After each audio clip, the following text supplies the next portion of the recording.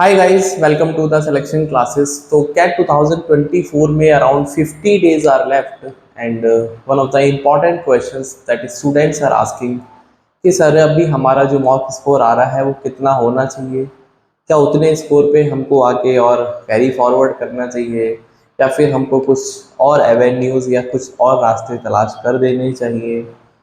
हमारा स्कोर तो आ रहा है बट वो कॉन्फिडेंस नहीं आ रहा, अंदर से एंथू नहीं आ रहा है, एंथू है बट स्कोर देख के वो डाउन हो जाता है एंड ब्ला ब्ला ब्ला बहुत सारी बातें हैं। ठीक है, तो सबसे पहले मैं मॉक स्कोर से शुरुआत कर देता हूँ। देखो, मॉक स्कोर जो है वो इस बात की श्योरिटी बिल्कुल भी नहीं हो सकते कि आपका सिलेक्शन या रिजेक्शन होगा।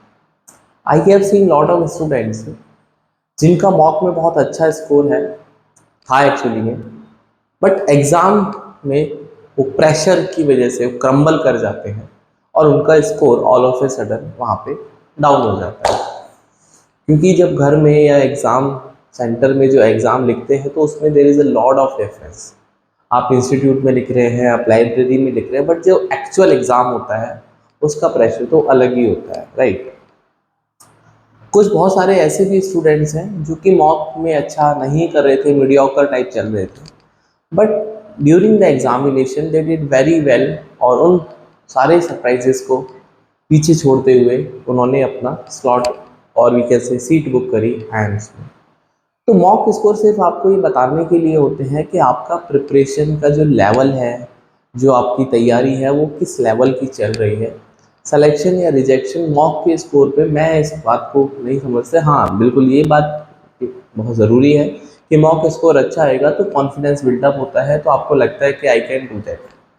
बट सिर्फ मॉक स्कोर अच्छा है और आप ये श्योरिटी के साथ चले जाइए एग्ज़ाम हॉल में, तो वो कहीं ना कहीं इस बात को आई कैन से दोनों के साथ में कोई भी कॉम्बिनेशन नहीं है। ठीक है, रादर देन मॉक स्कोर से भी ज़्यादा इम्पॉर्टेंट होता है वो होता है कि आपका कॉन्फिडेंस लेवल क्या है, आप प्रेशर सिचुएशन में कैसे डील करते हैं। बिकॉज हो सकता है कि जब आपके सामने एग्ज़ाम में क्वेश्चन पेपर आए, शुरू का आरसी पढ़ा इंग्लिश का, बिल्कुल नहीं समझ में आया, दूसरा आरसी पढ़ा, हवा में चला गया, तीसरे आरसी पे तो लगा कि भैया पेपर तो गया मेरे हाथ से, अब क्या करूँ। तो ये जो सिचुएशंस होती हैं, इनमें यदि जो डिलीवर करता है उसका सिलेक्शन होता है बेसिकली।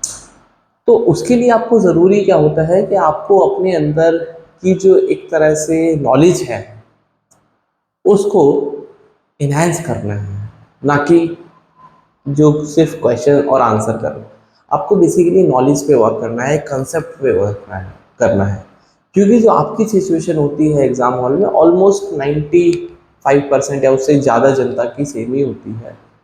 तो ऑफकोर्स मॉक का स्कोर ऐसा नहीं है कि आप बिल्कुल आज से मॉक लिखना बंद कर दें और मॉक के स्कोर को प्रायोरिटाइज ना करें, आप करिए। लेकिन अगर आप ये सोचते हैं कि आपसे ज़्यादा बहुत सारे बच्चों का मॉक स्कोर आ रहा है और आपका कम आ रहा है, उसका सिलेक्शन हो जाएगा, मेरा नहीं होगा, तो ऐसा बिल्कुल भी नहीं है। You have equal chances. I always say कि रेस ख़त्म होने से पहले ऑल आर विनर्स। असली विनर तो रेस के बाद ही डिसाइड होगा, जब रेस हो जाएगी। Is it clear? तो आपको पैनिक नहीं होना सबसे पहली बात। और ये जो पैनिक सिचुएशन है ये एग्ज़ाम हॉल में आपको परेशान करती है। यदि आप बात बात पे पैनिक होने लगते हैं, दो चार सवाल इधर उधर हो गए तो आपको लगेगा अरे बाप रे बाप, मेरा तो ऐसे हो गया, मैं तो और अच्छा कर सकता था या कर सकती थी। तो इससे थोड़ा बचना है। अपनी जो कंसेप्ट है, अपनी जो नॉलेज है, उस पर थोड़ा आपको वर्कआउट करना है सो दैट एग्ज़ाम में आप अच्छा परफॉर्म कर पाएँ। ठीक है, अब दूसरी बात क्या है कि आपका स्कोर इस पॉइंट ऑफ टाइम पे कितना होना चाहिए, कितना परसेंट है। देखो, स्कोर एक ऐसी चीज़ है जो हमेशा हर स्टूडेंट ही चाहता है कि उसमें ज़्यादा से ज़्यादा आए। बट कैट जैसे एग्ज़ाम में जहाँ पे अपने चैलेंजेस हैं, जहाँ पे कैट खुला बोलता है कि करके दिखाओ वाला एटीट्यूड होता है, ये सवाल है, आप इसको करिए। तो ये जो चैलेंज है इस एक्सेप्टेंस में, अगर हम इस पॉइंट ऑफ टाइम पे स्कोर की बात करें तो स्कोर इस पॉइंट ऑफ टाइम पे 75 to 80 परसेंटाइल या फिर उससे ज़्यादा ठीक है। अगर आपके 60 परसेंटाइल भी आ रहे हैं तो डोंट वरी, अभी आपके पास 50 दिन है इस स्कोर को बूस्ट करने के लिए, एनहेंस करने के लिए, इसको I can say sky rocket करने के लिए। ठीक है, 50 दिन काफ़ी होते हैं यदि आपने सिलेबस कंप्लीट कर लिया है। तो सबसे जो इम्पोर्टेंट चीज़ होती है, जो अक्सर बच्चे इस बात को इग्नोर कर देते हैं, दैट इज़ रिवीजन। आप जितना रिवीजन करेंगे, जो चीज़ें आपने पढ़ी हैं, उतना ही चीज़ें स्ट्रेंथन होंगी और आपके फेवर में जाएंगी। अगर आपको लगता है कि आपका सिलेबस एक बार में जैसे तैसे आपने कंप्लीट कर लिया है, अभी हम सिर्फ क्वेश्चंस करेंगे, ऑफ कोर्स क्वेश्चन कर रहे हैं, बट रिवीजन बहुत ज़रूरी है। जो आपके मॉक स्कोर हैं, जो आपके मॉक के क्वेश्चंस हैं, उसमें जो गलती हो रही है उसको एनालाइज करिए। और ऐसा तो नहीं है कि वो गलती बार बार हो रही है and you are not analysing your mistakes और द मॉक एग्जामिनेशन। तो सबसे ज़रूरी ये होता है कि आप एनालिसिस करिए। जितना देर का मॉक स्कोर है, सॉरी मॉक है 2 घंटे का, उससे ज़्यादा टाइम आप उस पर एनालिसिस पे लगाइए कि कम से कम आपको ये पता चले हर सेक्शन में आपका क्या प्रॉस है, क्या कौन सा है, आपके कौन से ऐसे सेक्शंस हैं जिसमें आप हर बार अच्छा कर रहे हैं, कौन से ऐसे टॉपिक हैं जिसमें आप हर बार गंदा कर रहे हैं। तो वो जो गंदा कर रहे हैं उसको आपको साफ करना है, उसको अच्छा करना है। ये सब आपकी रिस्पॉन्सिबिलिटी है। ठीक है, और सबसे इम्पॉर्टेंट बात है कि अपना मोरल कैसे हाई रखें, अपने आप को कैसे कॉन्फिडेंट रखें कि हमारा सिलेक्शन हो जाएगा, we are also in the race.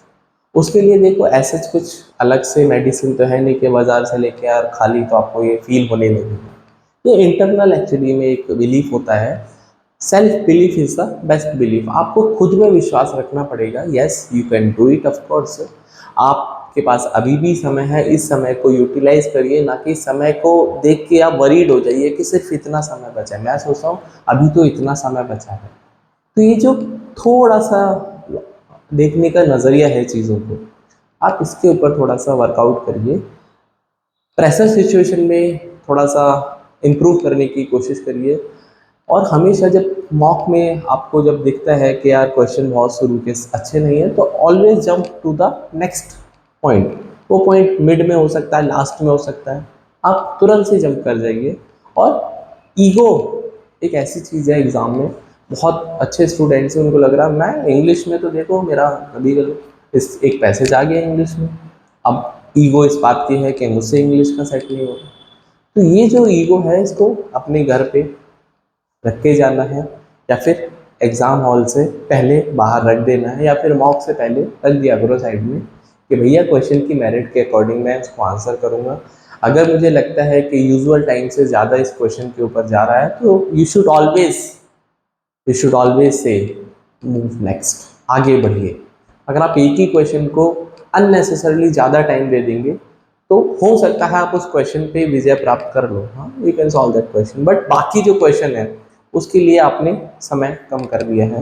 तो इस एक क्वेश्चन के चक्कर में हो सकता है आपके 4 क्वेश्चन सही हो सकते थे लास्ट में जो थे, या जो आपने देखे ही नहीं। ठीक है, तो बहुत ज़रूरी होता है कि चीज़ों को आपको, मैनेजमेंट का मतलब ही होता है कि आपको हर चीज़ को मैनेज करना है। आपको टाइम मैनेज करना है, आपको स्ट्रेस मैनेजमेंट करना है, आपको नॉलेज मैनेजमेंट करना है, और आपको क्वेश्चंस किस तरह से सॉल्व करने हैं वो मैनेज करना है। बहुत सारी बातें, एमबीए का मतलब ही होता है मैनेजमेंट करना पूरी चीज़ों का। ठीक है, तो आप किसी भी पैरामीटर को कम नहीं ले सकते और किसी भी पैरामीटर को एक्सजरेट नहीं कर सकते। बैलेंस्ड चीज़ें हैं। आप, नेचर भी बोलता है ना, balancing is the best way to keep the things smooth. तो बैलेंस का मतलब होता है कि चीज़ों को ना ज़्यादा अप ना ज़्यादा डाउन, मिड वाला जो रास्ता होता है वो ठीक रहता है। ठीक है, बाकी स्कोर एक ऐसी चीज़ है, मैंने पहले ही बताया कि आप, हर कोई स्टूडेंट, हर कोई पेरेंट्स चाहता है कि उसके बच्चे के बहुत अच्छे स्कोर आए। स्टूडेंट खुद चाहता है कि मेरा स्कोर अव्वल दर्जे का है। बट कभी कभी ऐसा होता है, एक दो मॉक आपके ऐसे भी गुजरे होंगे जिसमें लगा होगा कि नहीं यार, मतलब कहीं ना कहीं कमी है, उस कमी को दूर करना है। और ये लगा होगा कि यार ऐसा पेपर अगर एग्ज़ाम में आ गया एक्चुअली में कैट में, तो आई विल बी ऑन। तो ऐसा नॉर्मल है अगर आप, ऐसा हो रहा है। और एबनॉर्मल तब है जब आपको कुछ परवाह ही नहीं है, हाँ, कैसा भी स्कोर आए कोई टेंशन नहीं है, अच्छा आए तो भी कोई टेंशन नहीं है, बुरा आ रहा है तब, वो एबनॉर्मलिटी के साइन है। बट यदि आपको प्रेशर लगता है एग्ज़ाम में क्वेश्चन पेपर देख के, तो you are abnormal guy, sorry normal guy. ठीक है, तो इतनी सारी बातें हैं बस। और जो की है टेक अवे वाली, वो ये है कि अपने आप को प्रेशर सिचुएशन के लिए प्रिपेयर करिए। ना कि अपने आप को बहुत अपने कंफर्ट के हिसाब से चीज़ों को बनाइए। आपको अपने आप को दूसरों की चीज़ों के हिसाब से बिल्डअप करना है, ना कि अपने आप को अपनी चीज़ों के हिसाब से, क्योंकि जो ज़रूरी नहीं है कि जैसा एनवायरनमेंट आप जिस एनवायरनमेंट में पढ़ते हैं वो एनवायरनमेंट आपको हर जगह मिले, या फिर जिस लाइफ स्टाइल में आप जीते हैं वो लाइफ स्टाइल आपको हर जगह मिले। तो आपको अपने आप को थोड़ा सा पुश करना है। Change is the I can say change is the only constant. हाँ, तो थोड़ा सा चेंज में विश्वास रखिए और कोशिश करिए अपने आप को एनहेंस करने की। प्रेशर मैनेजमेंट में थोड़ा सा वर्कआउट करिए, स्ट्रेस मैनेजमेंट पे वर्कआउट करिए। और एग्ज़ाम का क्या है, देखो एग्ज़ाम तो ऐसा नहीं है कि जितने बच्चे बैठेंगे उन सबका सिलेक्शन नहीं होना है, या फिर जिनका सिलेक्शन होगा वही दुनिया में एक ऐसे बंदे होंगे या व्यक्ति होंगे जो कि असली मायने में खिलाड़ी होंगे, बाकी सब बेकार है। ऐसा नहीं होता है। एग्ज़ाम को एग्ज़ाम के लेवल तक रखिए।